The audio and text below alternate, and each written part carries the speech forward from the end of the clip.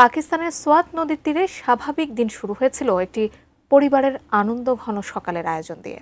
নাস্তা, চা আর শিশুরা ব্যস্ত ছিল সেলফিতে। ঠিক তখনই যেন প্রকৃতি খুলে বসে তার এক রহস্যময় রূপ।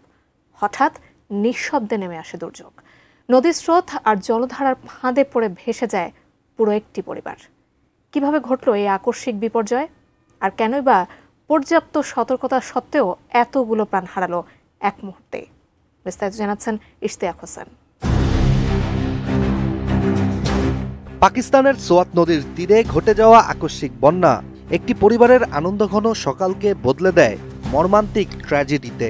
28 জুন সকালে দেশটির শিয়ালকোট থেকে আসা পর্যটক পরিবারটি সোয়াত নদীর তীরে পিকনিক করছিল। সাথে থাকা শিশুরা নদীর ধারে ছবি তুলছিল। হঠাৎ করে উজানের ভারী বৃষ্টিপাতের কারণে নদীতে পানি দ্রুত বৃদ্ধি পেলে তীব্র স্রোতের সৃষ্টি হয়। আর কোনো পূর্ব সতর্কতা ছাড়াই এই স্রোতে পুরো পরিবারটি ভেসে যায়। আন্তর্জাতিক গণমাধ্যম আল জাজিরার একটি প্রতিবেদন থেকে জানা যায়, 18 সদস্যের ওই পরিবার থেকে এখন পর্যন্ত 9 জনের মরদেহ উদ্ধার করা হয়েছে এবং 4 জন নিখোঁজ রয়েছেন। অন্য 4 জনকে জীবিত উদ্ধার করা সম্ভব হয়েছে। তবে উদ্ধার কাজ এখনও চলমান এবং পাকিস্তানের শতাধিক রেস্কিউ টিম এই অভিযানে অংশ নিয়েছে।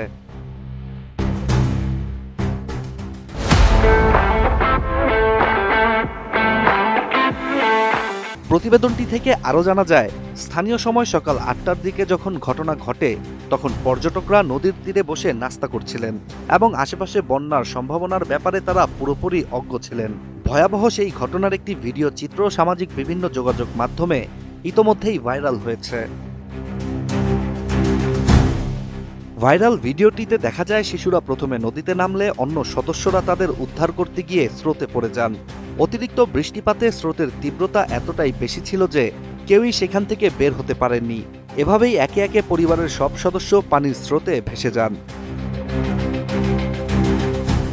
মর্মান্তিক এই ঘটনার পর পাকিস্তানের প্রধানমন্ত্রী শেহবাজ শরীফ শোক প্রকাশ করেছেন এবং সংশ্লিষ্ট কর্তৃপক্ষকে পর্যটন এলাকাগুলোতে নিরাপত্তা ব্যবস্থা জোরদার করার নির্দেশও দিয়েছেন। অন্যদিকে পূর্ব পাঞ্জাব ও দক্ষিণ সিন্ধ প্রদেশেও ভারী বৃষ্টিপাতে আরও 10 জনের মৃত্যুর খবর পাওয়া গেছে। সপ্তাহ জুড়েই পাকিস্তানের বিভিন্ন অঞ্চলে টানা বৃষ্টিপাত হয়েছে, যার ফলে অনেক সড়ক বন্ধ এবং একাধিক ঘরবাড়ি ক্ষতিগ্রস্ত হয়েছে।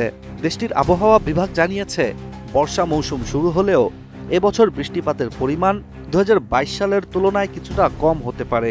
সে সময় ভয়াবহ বন্যায় 1700-রও বেশি মানুষের মৃত্যু হয়েছিল।